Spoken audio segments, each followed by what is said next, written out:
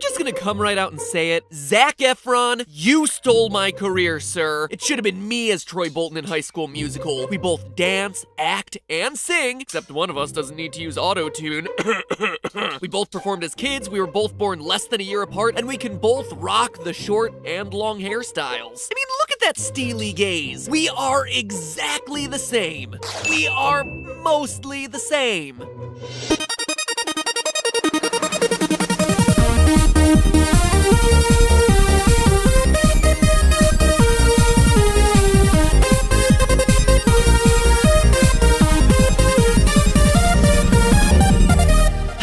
Internet, welcome to Film Theory, the show that encourages viewers to get your head in the game if the game is reinterpreting beloved childhood franchises. If you still haven't figured out what we're talking about today, well then you probably don't even Disney Channel original movie, bro, because today's episode is all about High School Musical. That's right, here on Film Theory, we only tackle the freshest, hottest made-for-TV movie series that haven't seen an installment in nearly a decade, unless you count Sharpay's Fabulous Adventure, which I obviously do. But in all seriousness, when I was still acting in theater, I was in a big regional production of High School Musical as Troy's understudy, and that gave me plenty of time to overthink the plot in between bouts of icing our vocal cords. This kind of thing was my life when I was a teenager. Musicals, theater, show choir, you name it. If there was a chance for me to perform on stage and not have to interact with the popular people, well, boy howdy was I involved. And after spending so much time studying the show, I've always had a bone to pick with HSM. Well, a few bones actually, because there is no way Juilliard is really gonna send acting scouts to a random public high school in Albuquerque to watch a show written by a student. Anyway, the main bone I'm here to pick is this. The movies bend over backwards trying to convince you that Sharpay, the quote-unquote spoiled rich theater diva, is the villain of these stories, but she's not. In fact, when you stop and actually look across the entire series, Sharpay is like the only one with redeemable qualities. You hear that, Vanessa Hudgens and Zac Efron? Your empire of fame is built on lies. Lies, I say! You think this is all just a chip on my shoulder? Well, let's look at the evidence and bop to the bottom of this case. Now, in case you need a cram session before this High School Musical final exam, here it is in a nutshell. In the original High School Musical, our heroes Gabriella and Troy meet when they do karaoke together at a New Year's Eve party, conveniently finding out shortly thereafter that Gabriella is transferring to Troy's school. Actually, just the plot of Grease. She's a science nerd who wants to find a new place for herself at the school, and he's a star basketball player who wants to find a new place for himself in Gabriella's pants. On a whim, they decide to audition for the High School Musical. Oh, I get it. I get the title now. Even though they're turned away for being too late and they didn't prepare anything, they still miraculously get a callback for the two lead roles. This doesn't sit too well with Sharpay and her twin brother Ryan, who are diehard members of the drama club, which, now that I'm writing it out, when the villain of your movie is supposed to be the theater kid, you should already be asking yourself some questions. Oh no, they're gonna put me to shame with their box steps. Don't you put a ray in my direction. Oh, they're pulling out the viewpoints. She's commenting on my stance. Sorry, the theater kid is coming rushing back to me. Anyway, Sharpay and Ryan convinced the drama teacher to move the callbacks to the same day as Troy's basketball championship and Gabriella's scholastic decathlon. Oh no! Conflict! Troy and Gabriella's other friends think they should choose between the activities they've already committed to versus this musical, but nah, they're the hot protagonists in a made-for-TV Disney movie, so they don't. Troy and Gabriella win everything, including the leads for the musical, the decathlon, and the last shot of the basketball game. Wow, growing up is so difficult when you're young and beautiful. High School Musical 2 is pretty much the same thing, but over the summer and with a country club talent show instead of a musical. And High School Musical 3 is pretty much the same thing as High School Musical 1, but now they're seniors and focused on college. Got it? Good. So what makes Sharpay the villain? Well, ask anyone who knows these movies and their arguments fall into one of three camps. 1, she's a diva who won't share the spotlight. 2, she's trying to steal Troy away from Gabriella. And 3, she's a spoiled rich girl who expects everything to be handed to her. That's what these movies want you to believe. But if you actually stop and objectively look at her actions across these cinematic masterpieces, you see that this could not be further from the truth. Complaint number 1, Sharpay is a diva who won't share the spotlight. Very early on in the first High School Musical, we established that Sharpay is super mean. Just look at this conversation. Oh, Were you going to sign up too? My brother and I have starred in all the school's productions, and we really welcome newcomers. There are a lot of supporting roles in the show. I'm sure we can find something for you. Alright, so there's definitely a tone issue, but let's think about what she's actually saying. She isn't discouraging the pretty new girl from auditioning. In fact, she even says that they welcome new people into the club, going so far as to say that there's lots of roles, so she'd be likely to get one even if Gabriella's a complete noob to performing on stage. Which, let's not forget, she absolutely is. This girl is so inexperienced that she freezes up at the freaking audition. I can't do it, Troy. Not with all these people staring at me. Oh, you can't do it, can ya? Well, it's not like people are gonna be staring at you if you're the lead character in a musical or anything. Sharpay is definitely full of herself to assume that she'll just be the lead, but then again, no one else signs up to audition for the lead. We see the sign-up sheet. And even if they did, just look at the other talent that she'd have to go up against. I want you to know This feeling like no other. It's hard to believe that I couldn't sneeze, see. East High, not quite the strongest arts program. And yes, at first it might seem underhanded that she convinces Miss Darbus, the theater teacher, to change the callbacks to the same day as the basketball game, but Sharpay is just testing Gabriella and Troy's resolve to see if they're really committed to the show. Because, let's face it, Gabriella and Troy are committed to other activities already, other friends, and each other. What else does Sharpay have besides theater and a brother who wears stupid hats? Now, the idea of testing their commitment may seem absurd, but her fears are well-founded. In High School Musical 3, Troy actively ditches out of the first act of his senior year show so he can drive to visit Gabriella while she's away at another school. Troy Bolton just sent me a text. Been driving all night. I'll try to make it for the second act. Break a leg. Break a leg? What does that mean? Dude, that's showbiz, but you're going on tonight. Yeah, guys, sorry for completely trashing the months of work we put into this thing. I had to go make out with my super hot, super nerdy girlfriend. Don't worry, though. I'll be there to grace the show with my six-pack abs in the second act. And let's not forget, a true diva would rather not be a part of the show at all instead of playing second fiddle to someone else. Well, in none of the High School Musical movies does Sharpay ever get the glory, but she comes around in all three. After Gabriella gets the lead in High School Musical, Sharpay is cast as her understudy, but still congratulates her and tells her to break a leg. Well, congratulations. I guess I'm going to be the understudy in case you can't make one of the shows, so break a leg. And we find out in the beginning of HSM 2 that Sharpay even gave Gabriella vocal exercises that helped her in the role. Sharpay, we got off to a rough start, but you really came through. I mean, you helped me with the Winter Musical. Those vocal exercises? That's surprisingly gracious for someone who is supposedly so egotistical. Now, fast forward to the end of that movie. Sharpay and Troy are slated to sing together at the country club's talent show. Her brother Ryan and his stupid hat betrays his sister by giving Troy a new song to sing with Gabriella so that Sharpay can participate in the one thing that she was looking forward to the entire summer. What'd she do? Well, instead of making a scene and wrecking the show, Sharpay recovers, chooses to sing as a part of the group, wins the Star Dazzle Award as Best Performer, then graciously gives that award to her brother who just stabbed her in the back. The Star Dazzle for this year goes to, of course, My brother, Ryan Evans. And at the end of High School Musical 3, when Sharpay isn't chosen for one of the scholarships to Juilliard, even though her brother and his stupid hat is, we learn that she's gonna help run the high school's drama department the following year. A role for which there will be zero glory. Sharpay is just committed to making her school's drama program great. She always wants to be the star, but are we really faulting someone for wanting to be the best? A true diva wouldn't let anyone near her spotlight, and clearly Sharpay is along for the ride even if she isn't getting all the glory. Complaint number 2, Sharpay is trying to steal Troy away from Gabriella. So perhaps a bigger sin of Sharpay's is that she has goals to date Troy, who is sometimes happily in a relationship with Gabriella. So what nefarious deed does she do to win him over? Does she kiss him? Does she push Gabriella off a cliff? Does she drug him and shave off that mop of hair so she can swim deeper and deeper into his cool blue winter crystal-like eyes?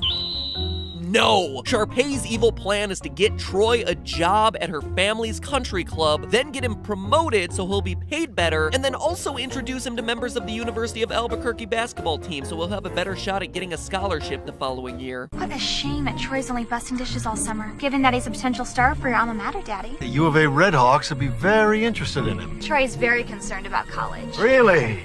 How's Coach Bolton these days? How dare she? And what insane favor does she ask of him in return? That he sing with her in a talent show. She's basically offering him a college education just to sing with her in the talent show. Which, it probably should be mentioned, when push comes to shove, he doesn't do. Meanwhile, let's look at what some of the quote-unquote good guys do back in High School Musical 1. In order to get Troy and Gabriella's heads back into the game, their best friends trick Troy into saying he doesn't care about Gabriella in front of a hidden camera, and then they force Gabriella to watch it. So, who's the bigger villain here? The person trying to win over a guy in a relationship by being nice to him, or the people using hidden cameras to break up their friend's relationship when it doesn't serve their needs? But oh, it's okay for them. But Sharpay's actions are unforgivable? Yeah. I don't think so. And complaint number 3. Sharpay is a spoiled rich girl who expects everything to be handed to her. Now, the rich part is absolutely right. Throughout the High School Musical movies, we learned that Sharpay's family owns a resort and uses a private helicopter. But expecting everything to be handed to her? Nothing could be further from the truth. In the straight-to-DVD classic Sharpay's Fabulous Adventure, Sharpay moves to New York City to try to make it as an actress, and her doubting father gives her 1 month to make a career for herself, or else she'll have to return home. Does Sharpay kick and scream about it? No. Actually, she goes and makes the best of it and tries to network with a director who voiced interest in casting her. I'm gonna meet with that casting director, get the part, be a star, and have a palace. And when she finds out that that director was actually interested in casting her dog and not her, sure, it absolutely sucks, but she seizes the opportunity and gets hired as the personal assistant to the star of the show, who then makes her run errands all night and scrub toilets. Does Sharpay refuse and resolve to destroy the star's career? No, once again. She recognizes that getting it in with someone in the industry is how people get a shot in show business. So she does all the star's menial chores, then destroys her career. The point is, across all 4 installments of the franchise, Sharpay gets knocked down time and time and time again, losing the lead role, getting betrayed by her brother, not getting into the college she wants, getting passed over for a dog, but she never once gives up on what matters to her. She never stops believing in herself. What about your dream of being a star? It's still there. It's just a little bit more of a dream than a reality. And she's even gracious enough to help others out, like Gabriella and this weird snooty kid with a performing King Charles Spaniel. Sharpay's Fabulous Adventure is weird. By the end of the series, she gets the satisfaction not only of coming out on top, but also of doing it entirely on her own. And that, my friends, is the most noble, hero-esque arc that we see from anyone across the entire series. Zeke had it right the entire time. If you actually get to know her, I mean, dude.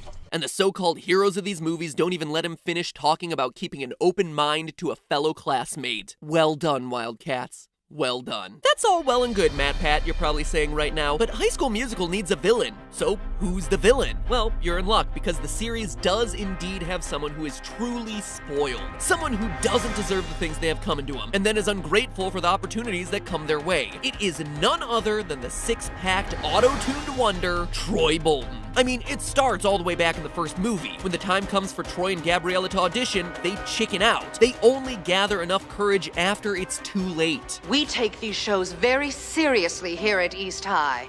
I called for the pairs audition, and you didn't respond.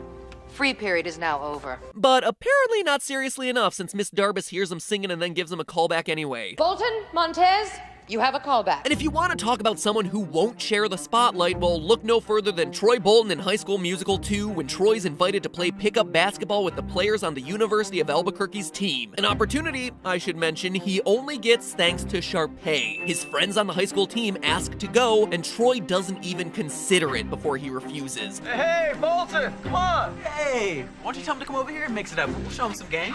I don't think that's how they roll. It's a close practice. Sorry. But yesterday he said we're gonna play 2-on-2 after work. Just flat out ditches him. Speaking of being a bad friend, he breaks pretty much every promise he makes to his girlfriend Gabriella in High School Musical 2, then uses Sharpay's affections to get more money and access to people who can help him out. An entire table of university boosters are coming to see you, thanks to me. So I'll be their waiter. He'll be thrilled. Troy, this could change your life. I'm more interested about what my friends think of me. All in return for singing a song at a talent show with Sharpay that he acts like is a huge chore the entire time, and then ultimately doesn't deliver on. You will sing some other time, though. With me. Promise? Promise. Well, sorry, Mr. Swoopy Bangs. Didn't mean to give you an opportunity to pay for the college that you said you couldn't afford. Troy's very concerned about college. Really? How's Coach Bolton these days? Oh, fantastic. Outstanding. Next time I see Country Club Princess, I'm gonna launch her and her pink cart straight into the lake. Oh Built the ramp, buddy. Speaking of that job, by the way, Troy spends most of the movie worried about money, but then spends most of his time at the job getting others to completely ignore their duties. I'm sorry I'm late, Mr. Fulton. Or Troy's just slacking off with his friends. Mr. Fulton, this was my idea. She had nothing to do with it. I generously overlooked your previous brake violation, but then came the golf course jaunt. And now, this. 2 strikes. It is a job. You gotta do your job to earn the money. You're gonna have to earn your way into that college, Troy. Or maybe you don't, because life hands Troy Bolton whatever the F he wants. At the end of High School Musical 3, it's announced that Troy will attend UC Berkeley because he chooses basketball. But I've also chosen theater. Yeah, Troy, are they letting you play basketball at Berkeley? Who did your coach father have to pay off to make that one happen? Because UC Berkeley is a big-time Division I sports school, which, for everyone who doesn't talk sports, translates to these guys are serious about their athletics. In the 2017-2018 college basketball season, no starting player on the UC Berkeley team is shorter than 6'3". Zac Efron is 5'8". He is shorter than me. Which begs the question, how is Troy Bolton, the theater basketball double threat, able to manage that? Could it be just because things are handed to him? His spot on the basketball team, his job at the country club, and let's not forget that he never even formally auditioned for the show in the original High School Musical. If you're looking for somebody to hate these movies, maybe look away from the hard-working rich girl and look a bit more at the popular kid who always gets whatever he wants whether he deserves it or not. I guess good things come to those with abs. I'm gonna start doing some crunches. But hey, that's just a theory. A film theory. And you know, as hard as I tried, I couldn't figure out how to prove that High School Musical was in the same universe as Breaking Bad, even though Gabriella is a science whiz who has been moving every year and might be being chased by the DEA or Gus Fring's daughter or something. Hey, if you can make an airtight connection, let me know, because that would be the best theory ever. High School Musical is the prequel to Breaking Bad? In the meantime, hit the subscribe button to ensure that you get more theories sent to your door that'll ruin your childhood. You can bet on it. Bet on it, bet on it, bet on me. And if you want more Disney ruined for you, well then check out how Moana and Maui are secretly related, along with their pig. That is the box to your left. Now if you'll excuse me, I do really need to do those crunches. I'm just gonna come right out and say it. Zac Efron, you stole my career, sir. It should have been me as Troy Bolton in High School Musical. We both dance, act, and sing, except one of us doesn't need to use auto-tune. We both performed as kids, we were both born less than a year apart, and we can both rock the short and long hairstyles. I mean, look at that steely gaze. We are exactly the same. We are mostly the same.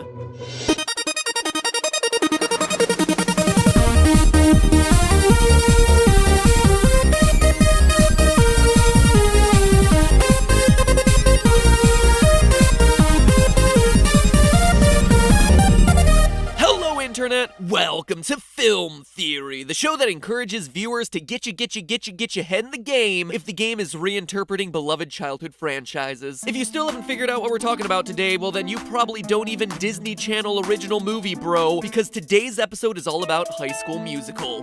That's right, here on Film Theory, we only tackle the freshest, hottest made-for-TV movie series that haven't seen an installment in nearly a decade, unless you count Sharpay's Fabulous Adventure, which I obviously do. But in all seriousness, when I was still acting in theater, I was in a big regional production of High School Musical as Troy's understudy, and that gave me plenty of time to overthink the plot in between bouts of icing our vocal cords. This kind of thing was my life when I was a teenager. Musicals, theater, show choir, you name it. If there was a chance for me to perform on stage and not have to interact with the popular people, well, boy howdy was I involved. And after spending so much in Zac Efron, your empire of fame is built on lies. Lies, I say! You think this is all just a chip on my shoulder? Well, let's look at the evidence and bop to the bottom of this case. Now, in case you need a cram session before this High School Musical final exam, here it is in a nutshell. In the original High School Musical, our heroes Gabriella and Troy meet when they do karaoke together at a New Year's Eve party, conveniently finding out shortly thereafter that Gabriella is transferring to Troy's school. Actually, just the plot of Grease. She's a science nerd who wants to find a new place for herself at the school, and he's a star basketball player who wants to find time studying the show. I've